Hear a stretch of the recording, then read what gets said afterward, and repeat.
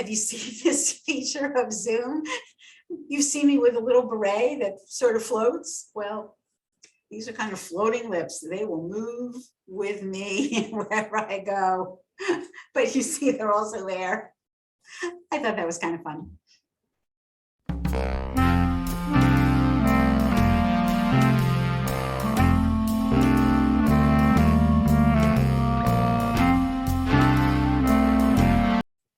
And action.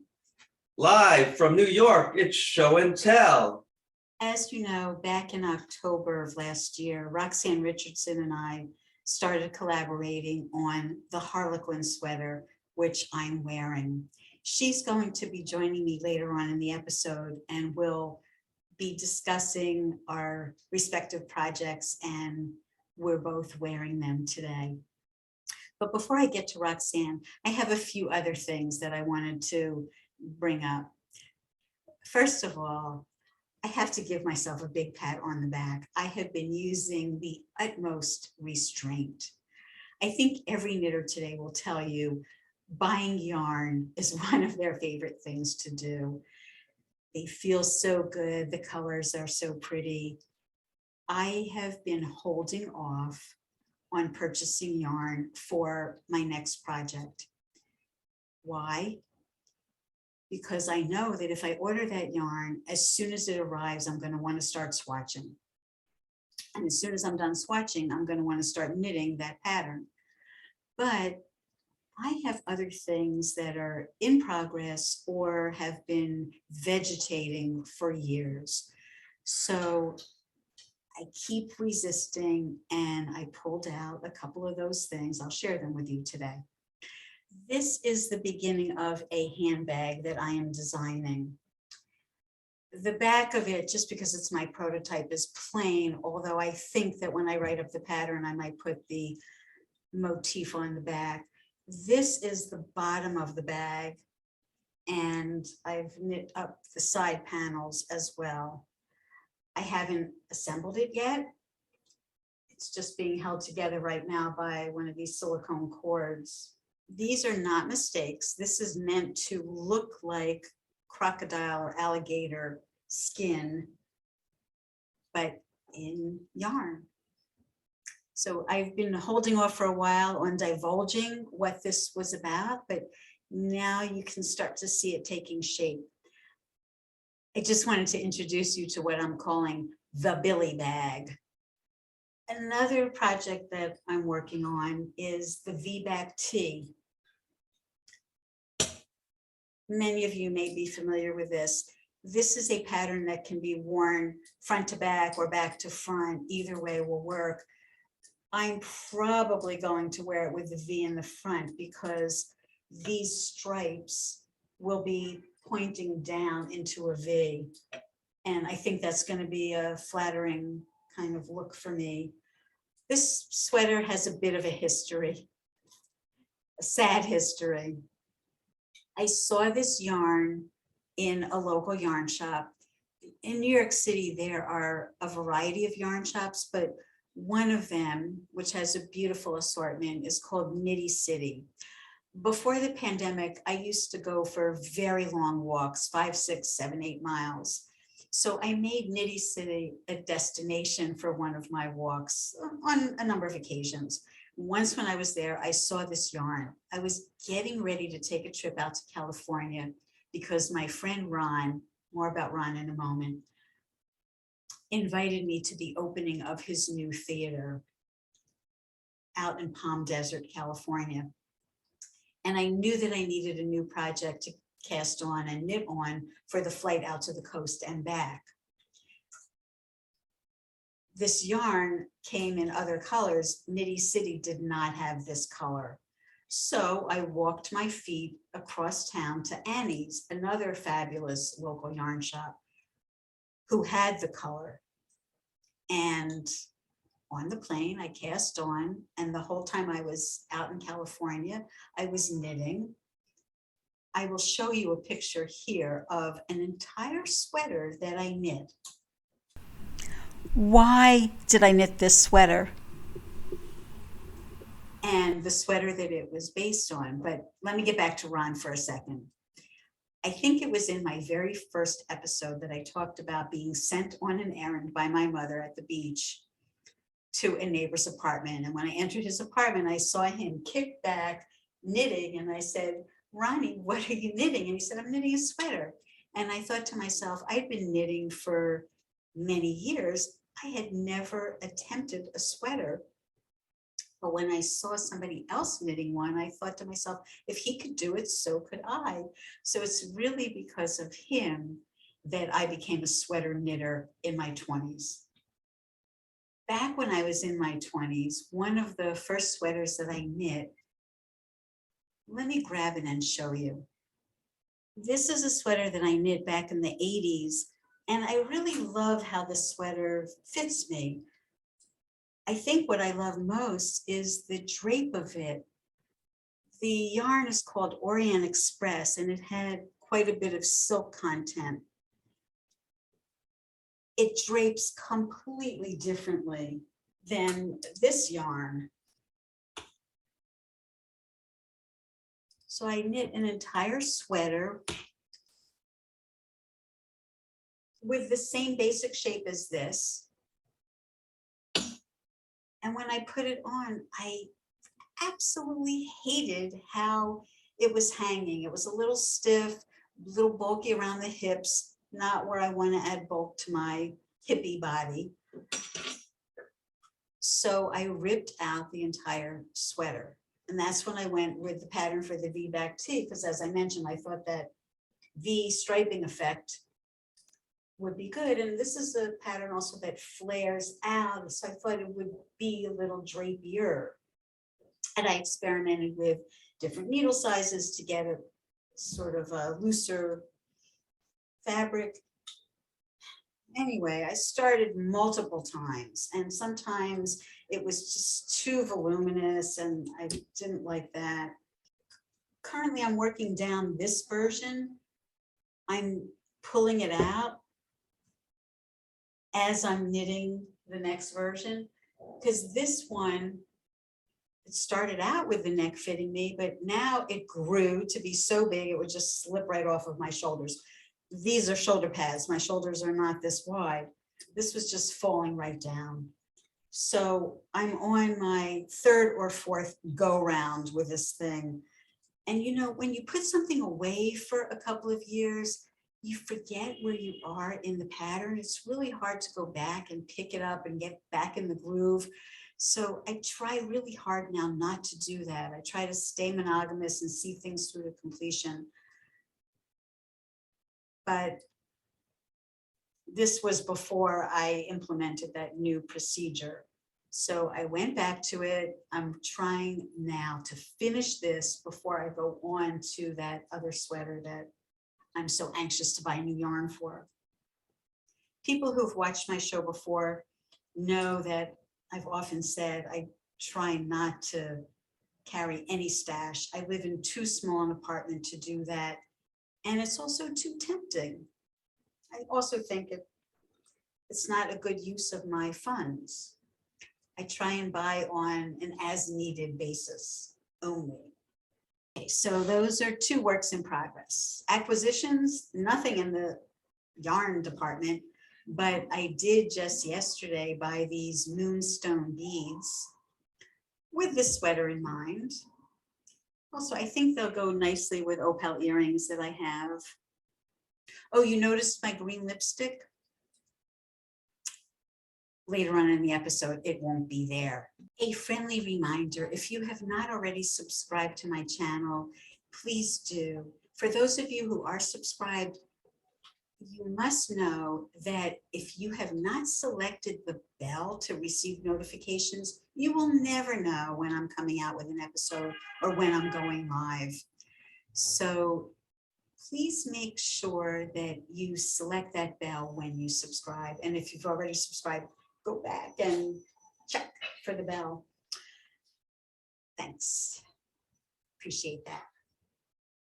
I am still looking for test knitters for Ella and her fella. And if you're interested in knitting this in any size up to adult extra large, please reach out to me either on Ravelry or Instagram at billietoy, and you'll find the correct spelling on your screen and in the show notes below.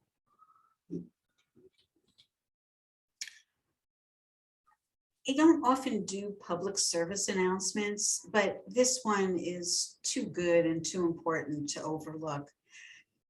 I live in New York City, and New York City has some wonderful free resources, not the least of which is the New York Public Library. I just want to read a statement from their website. The New York Public Library stands by the right to read freely. In response to recent efforts to ban certain books in some communities across the United States, the library is making a selection of commonly banned books available to everyone for free.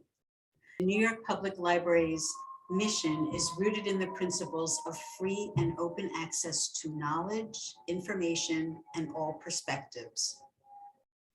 They are welcoming readers from all across the country to get immediate access to a selection of books that have been banned or challenged by use of their free e-reader app called Simply E, with or without a library card through their Books for All program. And you'll find a link in my show notes so that if you're in a part of the country that has banned books like The Catcher in the Rye, for example, you'll be able to borrow it until, I believe, the end of May 2022 at no cost. I've also been working on this project with my knit-along group. It's called Fashionable Slit Neckline. It's from the 1930s. You may have seen Sophie in the episode where I interviewed her, wearing her version of the sweater. I won't be completing it until the rest of my knit-along group has caught up to me. So you can keep an eye out for my progress on this. Should you be interested in joining the knit-along, we only started on May 1st, so you still have a little time to slip in. I'll put a link below for that as well. Good Loops Yarn is offering 15% off to participants in that knit along. And most of the people have not knit very much yet. And I have recorded our first encounter. It's not going to be up on YouTube, but it would be available to people who join late so that you can attempt to catch up to us. Without further ado, let me get Roxanne Richardson on screen with me, and we will be talking about our Harlequins. I think our first recorded session together was in early October.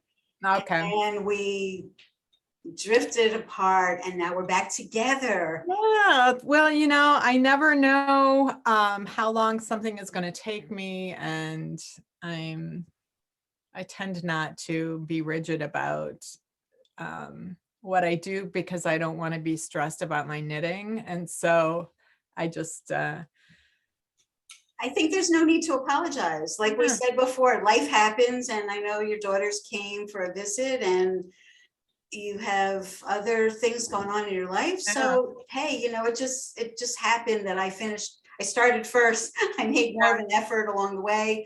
And I finished a while ago, and I hope you don't ask me any questions about anything because it's so long ago for me. I'm apt to not remember, but anyway, here we both are in our Harlequins. People who have been watching and following both of us may remember that we started with this spreadsheet, and we'll put links in both of our show notes back to those episodes, but we started with a spreadsheet. We had all these options, and then we landed on, maybe I can even get the spreadsheet up.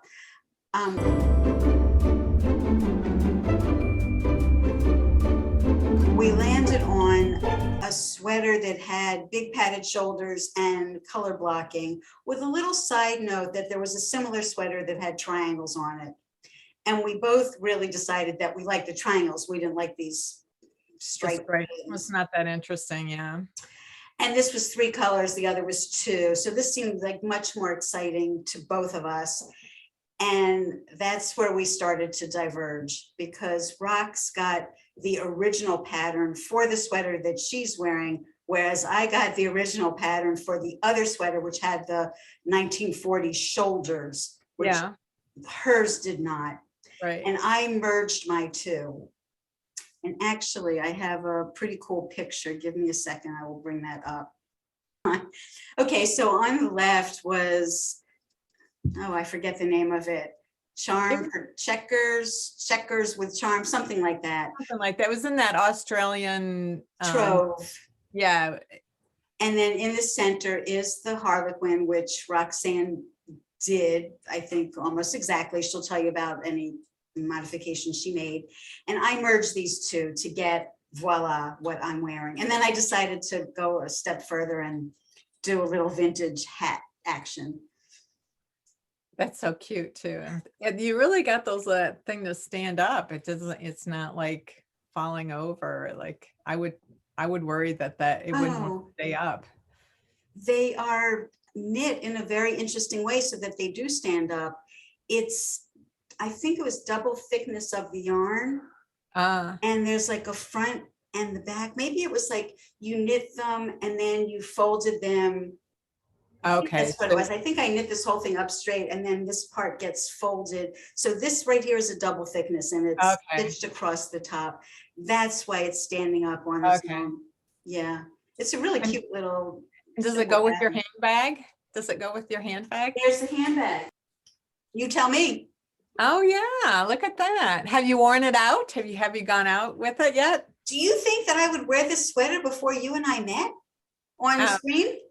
Oh. That I should, drop soy sauce on it or something? Oh.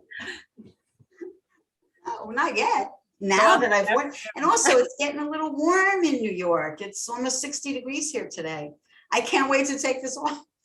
Oh, that's funny because I was feeling like it's finally warm enough for me to wear something like this because it's fingering weight and the shorter sleeves. Because I've been wearing, up until this week, I've been wearing a long sleeve t-shirt and a worsted weight sweater over the top of that every day because it's Minnesota. See that? So I know you had brought up a thing with your snap thing, and I just wanted to show because, I'm like a little bit of a vintage maven. I found these in my sewing box. Oh yeah, I have a bunch of, I have regular snaps too. And that was what I originally pictured because I knew immediately they were snaps, but the word press studs made me think of cowboy shirts. But I also immediately thought, geez, those kinds of sewn on things are going to be hard with knitted fabric, and they are. I mean, that's what I ended up using, and they're a big pain in the butt, on the shoulder because it's hard to reach as well. Well, I wanted to show that I had sewn one set off of that card into this sweater. This sweater snaps at the neck. And really, I need to put another snap in here because I don't like how it's laying. But for people who haven't seen these old-fashioned snaps, you sew the male. Oh, that's the female. You sew the female on this side and the male on that side, and then they just press together. Now, are those considered old fashioned? You wouldn't still buy those if you were making clothes? I mean, well, these cost 10 cents, little prices up there, and they have the Good Housekeeping seal of approval.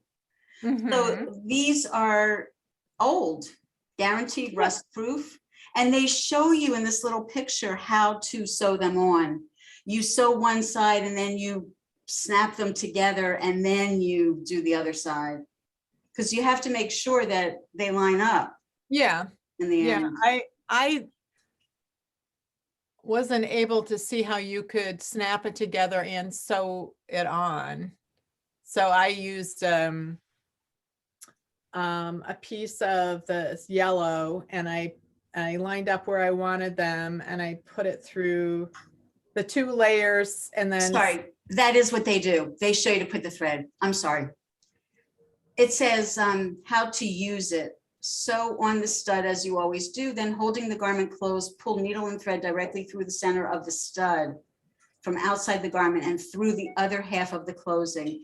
Now open it. The thread marks the spot where the other half of the fastener goes. Take a pin, pick up the other half of the word is punched out with their hole, I don't know, the other half of the something through the hole in the center. Then stick pin through where the thread indicated its proper position. The pin will hold the fastener while you sew it on. Oh, it's And I it got- is a I stud. did something similar, but yeah, my package is just, I'm sure I got it since I learned to sew in the 80s. I mean, they still sell, I assume, snaps like that.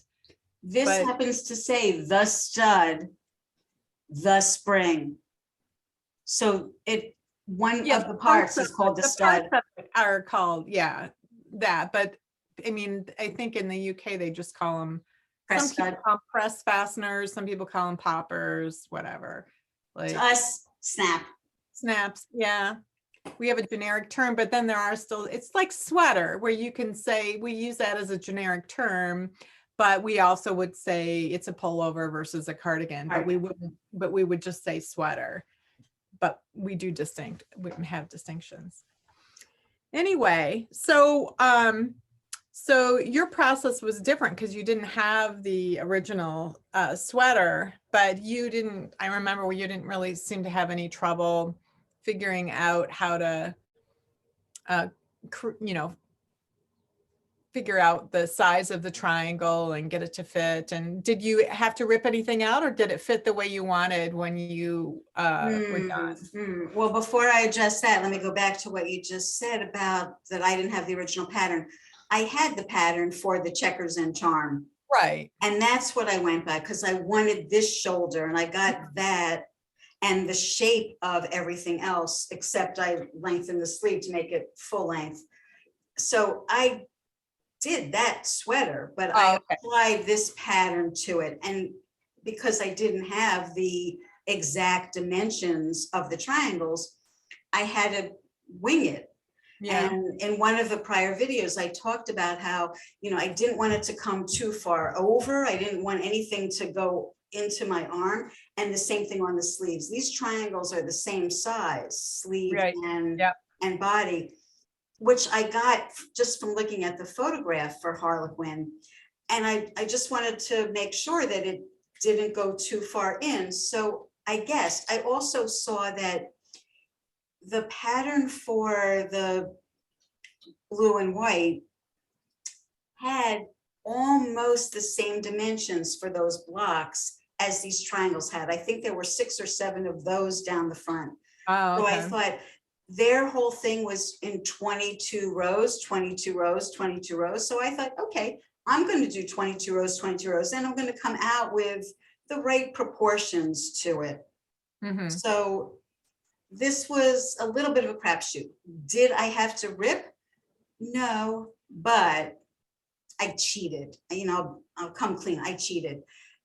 When I was really tinkering with the arm side and the whole shape around in here because my shoulders are narrower than what the pattern was calling for. So I kind of had to jerry rig this. And when I was all done, I had too much length around here for the sleeve cap. It wasn't a one-to-one matching. The armhole was too deep for the sleeve cap. So what I did was I took it in a little here, just folded in the extra fabric and put it into a seam in order to shorten this circumference, if you will, to make the sleeve really fit. So I have a little bit of extra fabric in a seam in here, but I thought it's not going to matter because this is this big padded shoulder anyway. Yeah.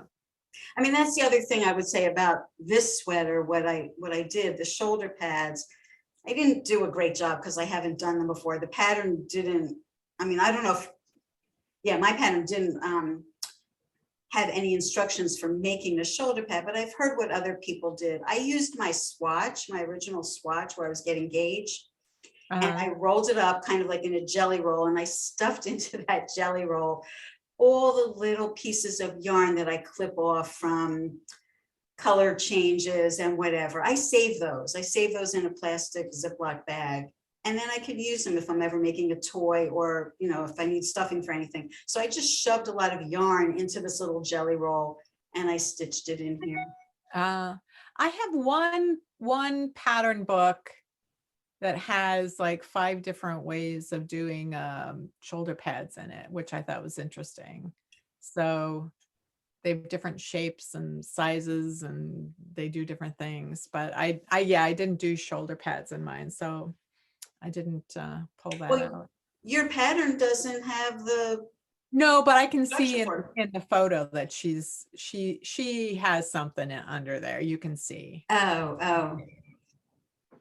So Well, I love your colors. I know you had a lot of trepidation about that, but yeah, I'm very happy. I am the happiest about this sweater than almost any sweater I've ever knit in terms of it coming out the way I hoped and having the way it fits. And normally if it's a fingering weight sweater, I will wear like a camisole underneath, just because even if something's super washed, it tends to be a little itchy for me.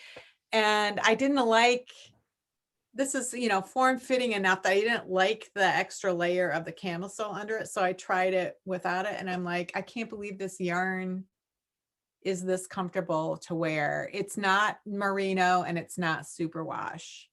And it's very comfortable. So I was very tickled with myself figuring out how to do this neck. yes.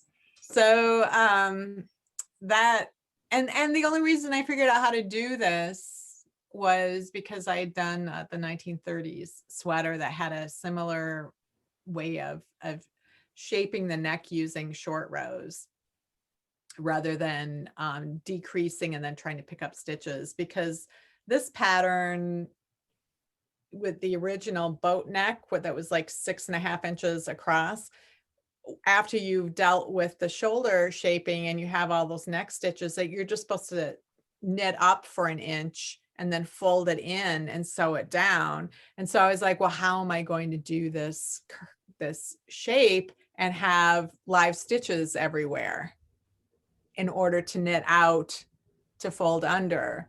So I had swatched it out in January. I had swatched out like the front and then one side, and it seemed like it was going to work, but I was very nervous because I'm like, well, now I have to reverse everything and I have to keep that in my head, what I'm doing, everything's backwards. But it worked. I was happy. I also turned my neckline under. I went and I did pick up the stitches and I knit up, and I didn't do it in ribbon. I did it in stockinette. And then I wanted this to have a little bit of a nicer edge. So I think I did yarn overs, like knit one yarn over, knit one yarn over, just so it has a little bit of a zigzaggy edge. And then I continued knitting and I folded it in and I tacked it down. And I did the same thing on the cuffs. I left a little slit here. I thought just to have a little detail. And I did the same thing at the bottom, which I'm off screen, but there's my hem. So no ribbing. Right. Just a hemmed edge. I thought that makes it a little bit less sporty, a little bit more elegant. And since that handbag. Yeah, that's a fancy handbag. So yeah. So I also had a little trouble with the colors, but I think I nailed it. It's really hard when you have an object with colors and then you're looking at your computer screen to try and match the colors. It's a crapshoot. It is. It's really hard. Yeah. So I think it worked for me. I had to order mine from, color corrected catalog, but the colors were on different pages from each other, and trying to flip back and forth and trying to imagine them together. And yeah,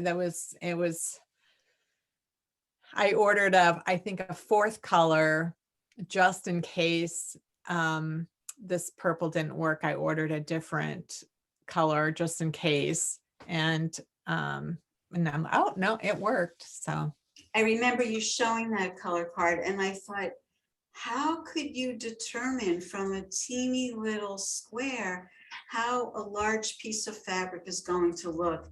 It's so, it can be so deceptive. and I, have a little bit of color perception issues and I don't have a good color memory, but my husband does. And so he was like, no, that'll work. So I trusted him and it worked. So, I'm going through the same thing now. This fall, I want to be knitting another sweater that's 3 colors. And that I'm trying to match to a pair of shoes. And the shoes are a very unusual shade of brown and they have stitching in other colors on them. They're very pretty. They're like a copy of a vintage shoe. I've looked at virtually every website that I can find and I can't find 3 colors. I mean, there's no point for me in ever going into a yarn shop. They're yeah. just not going to have the millions and millions of choices that are out there on the internet. It's becoming like a chore for me to choose colors, but at least I'm starting with something. It's not like, oh, dream up the next color. Right. I have a mission that I'm on kind of, so stay tuned for that. So does yours pull over? Or do you have some kind of a closure at the? Completely pull over and there's plenty of room. I started from the top down, even though the pattern didn't call for that. Obviously vintage patterns, I've never seen a vintage pattern that started from the neck and went down. They all start at the bottom and go up. But I felt like this whole area was key to this sweater. So I started here and worked down. And then I picked up stitches across the shoulder and worked back the other way. And I only went down a little bit. I went down actually 1 triangle's worth in the back because there's an extra triangle on the back compared to the front to allow for that difference from, back to front.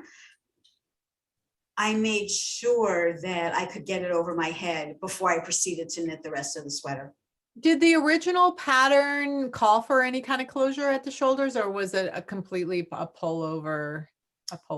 It was pullover, and the only reason I couldn't go by theirs was it was a different size than mine. Right. And So, then did they have the same kind of neck hem, or was it a ribbing? I don't remember. I don't remember. I could look that up. I honestly don't remember. I think the waistline was ribbing, but I opted to go with more of the hem from your Harlequin. Yeah, because that's one of the things that when I was redesigning this neck is that the original one was pretty close fitting. And so I kept the circumference of the original neck. So this would also be close fitting, which, because it just seemed like that was the style. And also I hadn't done a snap closure and I wanted to do that because that's part of my goal is to try these different constructions and see how it works and see what I think about it and just get that experience. So yeah, because a couple of people had asked me, well, when you're redesigning the neck, since it's deeper, why didn't you just, it seems like there should be more room and you should be able to pull it over. And well, I made the neck narrower because that would have been, you wouldn't have had a 6.5 inch wide neck at that time. They were more like 4 to 4.5. But when you don't have ribbing, all of the fabric comes right up to your neck, then the hole is, 13, 14 inches in circumference, and my head's 22. And there's no stretch like you would have in ribbing. There's, some stretch to it, but not that much. But if you have a large, if you have an inch of ribbing all the way around, then the actual opening is 6 inches larger in circumference if you have an 1 inch ribbing around. So if you have ribbing, then it's big enough to go over your head. But I was starting to look because somebody mentioned in the Ravelry group that a blog post that about these kind of snap closures, and then I went back and I looked at a lot of the other pullovers, and sometimes they even have like a little zipper in the back. They'll have a zipper, or they'll have snaps or buttons, and snaps or buttons on here, and that was really common. And I thought, I wonder why I didn't notice that. And I thought, well, maybe it's because I usually gravitate toward cardigans. And so the first book I pulled out to look at, there was nothing but cardigans in it. And I'm like, okay. So once I started finding, because some of the other options we were looking at did have either like a zip or some kind of closure in the back. A little loop and a button and like a teardrop Like a shape. little, something to give an extra, few Mhm. inches of headroom, which I just hadn't noticed. But So don't baby sweaters often snap on yeah, the shoulder? because their heads are giant compared to the rest of their bodies. So yeah, when I made my daughter pullover when she was a baby, I had a closure. So that was the only time I'd ever seen a closure like that, was like for buttons for babies. I hadn't seen it in an adult sweater before. And so I thought, oh, that's interesting. And then I find out, oh, it was actually pretty common back then, which I Well, had no it idea. looks very sleek. I know you talked about, did you want it to open this way or that way? And I see you Yeah. opted with it, you're going. Yeah, and I used a different, I did not do the instructions in the pattern. I mean, I did it on a swatch just so I could show on my YouTube channel, I could show people, here's what the instructions would have had. Here's what the result would have looked like if I had actually followed all of the instructions for shoulder shaping, using stair steps and back stitch and the crochet around the edge. And, here's what that would have looked like. And then here's what I did. I got, yeah. So I'm pretty happy with how the shoulder closure work.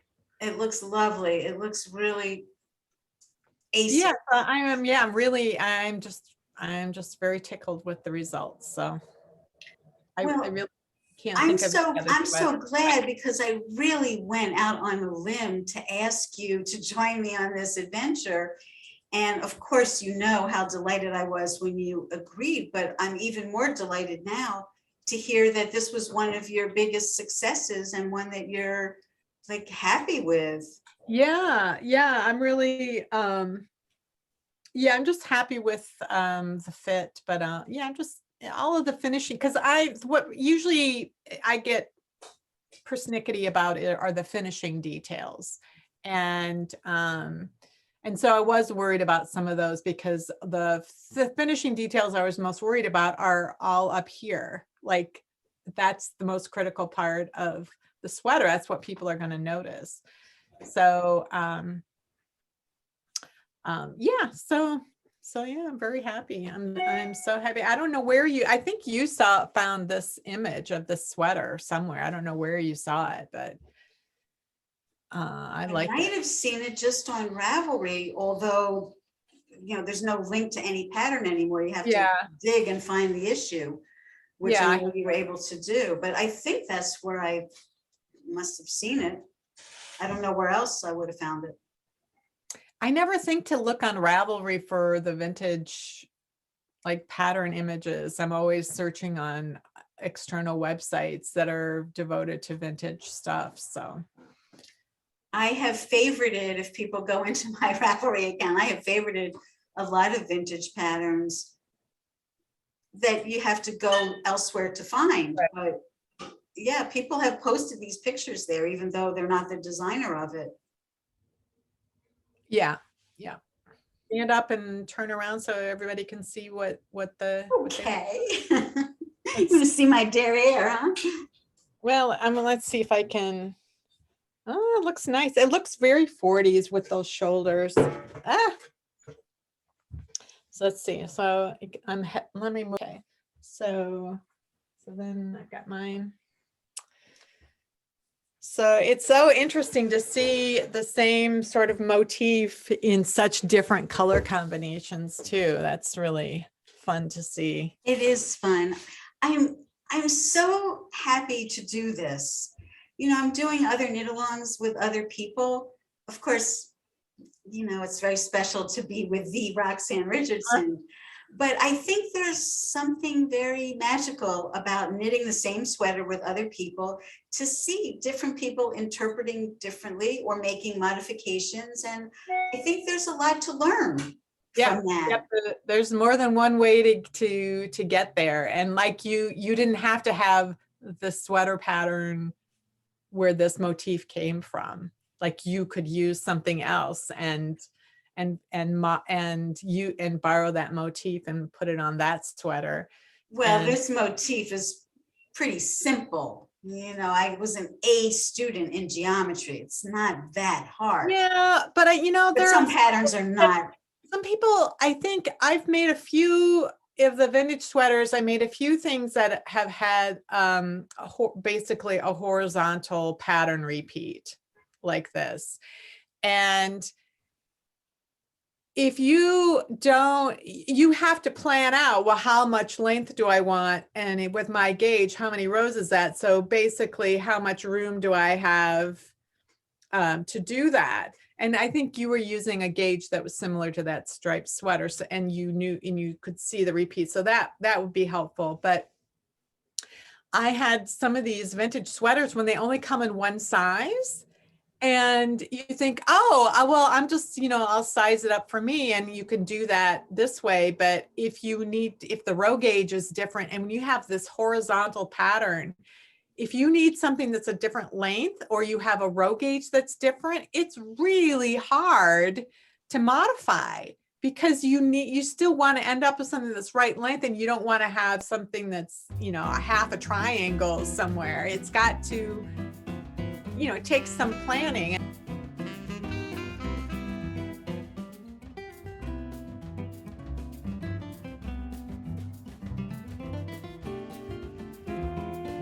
And it's made me understand that in some ways they had it pretty easy back then when they were designing for one size, because they only had to make it work with their gauge and the size they were making. And then you're on your own if you're a different size. You had so much freedom to create a beautiful design, but how frustrating it must have been for the knitters who, if you do, have to size and make it longer or shorter or do this, and it's so hard. And I've thought about this. I don't know that there's that many. Well, maybe I'm just not thinking correctly, but it seems like you don't see horizontal designs as much now. And I wonder if that is a side effect of offering multiple sizes. The more sizes you offer, the harder it is to have, something change in length. Well, now that you're mentioning this, I think that was part of my thinking also when I decided to knit it top down, because you don't have wiggle room. You want this triangle to start right below the neckband, but I have wiggle room at the bottom. Yeah. So I started from the top down so that I could see, after this triangle, did I want another triangle's length, or did I want to just put in a little bit of extra solid color here to get it to the length? I mean, I'm happy with this length, but I had definitely wiggle room here that I would not have been able to do had I started from the bottom and gone up. Because once you get to here, you don't have room for another triangle if you want it to be longer. Yeah, and well, I just used this pattern did have the measurement, and my gauge was exactly the pattern's gauge, so I knew that I could work this. And I tried something on that and measured how long it was, and I'm like, oh, this is the same length as what the sweater is going to be, so I know where it's going to hit me. So I just used the measurements that they gave and figure. And then I knew that these were 2.5 inches, and I had 2.5 inches to make this this neck depth. So again, multiple ways of getting finding the answer. But I did the same thing with the sleeves. people might remember seeing a picture. I did a picture on Ravelry. It's still up there, where I still had bobbins of yarn hanging from my sleeve, because I hadn't determined exactly how long I wanted the sleeve, and if I wanted to do another triangle's worth, and how big I wanted this hem to be. So I was working from the top down to see, like, just where am I going to end?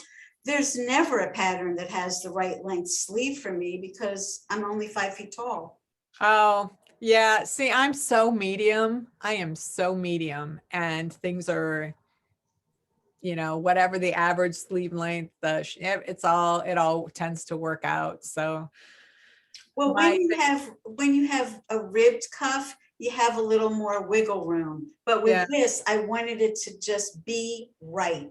Yeah, and mine's the 3/4 length, so it kind of didn't really matter. Right. I knew how long it was going to be. I knew how long, but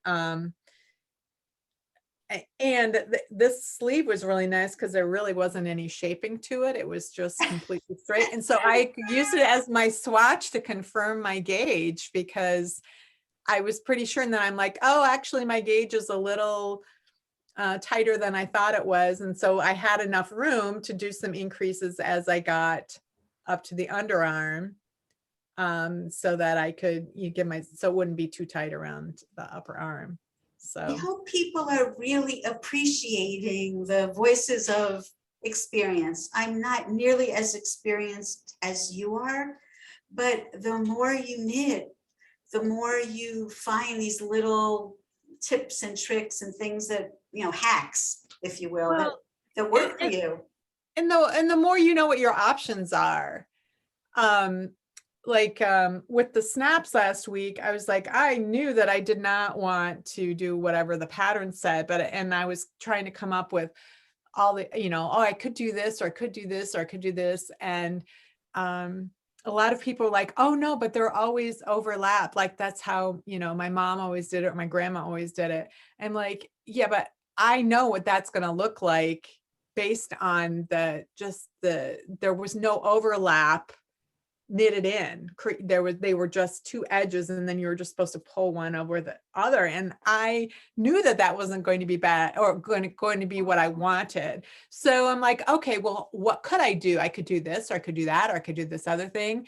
And the archivist at the Knitting and Crochet Guild of the UK, she's like, oh, I saw a pattern. She knows every pattern because she's cataloging them all. She's like, this particular company always had very good finishing instructions, and I found one that had an interesting way of doing the snap thing, and she sent it to me, and I'm like, I could visualize immediately that it was going to be really nice, and I ended up using that method. And it was not the one that was in the pattern, but yeah, I liked it. Like, what are my options? How can I approach this and not have to rip everything back? But how can I use what I've got so far and then continue forward from there? So if you're viewing my show, you're going to have to go over to Rox's channel to see what she did for that shoulder. And I'll be watching too, because now I'm curious. Yeah, it's a nice technique. I liked it a lot. So I don't know that I'd ever do a snap closure. I was trying to think, would I have preferred, this sweater, you couldn't have had one up the back, but I was just thinking about if I ever have another pattern that calls for a snap closure, what I might do instead, because this is just it's not so hard to unsnap, but to get it snapped, it's like trying to reach at it is not my favorite. So anyway. Well, okay, live and learn. Yeah. Thank you so much. Thanks for being supportive of me and my growing channel. And I'm so glad that we had this time together. It's really fun getting to know you. And I'll see you online. Yeah, and I'm just so happy that you spied this, because this is like a bold design that I really gravitated towards. So thank you for suggesting that. My pleasure. All righty. Well, good luck with the rest of your century of Uh, knitting patterns. I know you're closing in on the finale of that, and my viewers, I'm sure, are all fans of yours, so we'll all be watching for future decades. yeah, I got a couple more left. So, All right, all right. thank Bye-bye. you. It's rare that I put up more than one episode in a given week, but because this weekend we celebrate Mother's Day in the United States, I wanted to alert you to the fact that I will have another episode coming out on Sunday, and I will be live on chat during the premiere. So if you want to tune in then, we can chat about our mothers, and you're going to learn quite a bit about mine. Thanks for sharing this time with me today. I hope you enjoyed, and profuse thanks once again to Roxanne Richardson. See you next time.